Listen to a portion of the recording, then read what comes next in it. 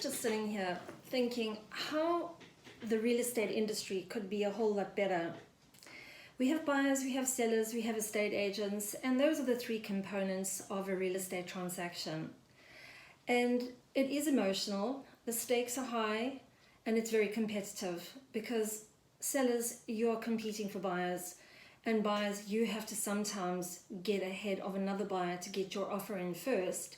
And as estate agents, well, we're after mandates and we have to be right at the head of the race. Given those components, sometimes I think the love, the respect is a little bit lost from the equation. And it's quite sad, really. If we had to just stop for a minute and think more about others and less of ourselves, this could be a way more exciting experience and less terrifying. I once sold a home for an elderly gentleman. He was very old.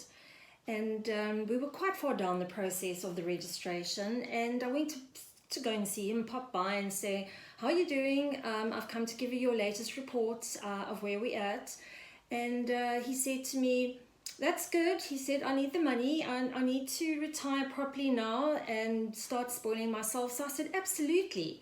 I said, you need to look after yourself and go and take some of that money and fulfill your dreams, but really think of yourself. You need to look after yourself.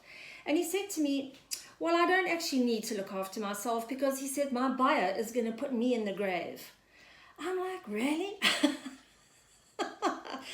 And I didn't know, I wasn't privy to anything happening in the backdrop, but he certainly sat me down and told me the whole story of all the demands this buyer was making. And this poor guy was being really intimidated in the background. And he was trying to man up, and he didn't feel that he needed to complain to his estate agent about it, but I was truly shocked. So people, more love, more respect, and we will all have a much better industry, and we all play that part, and we can all up our act. See you soon.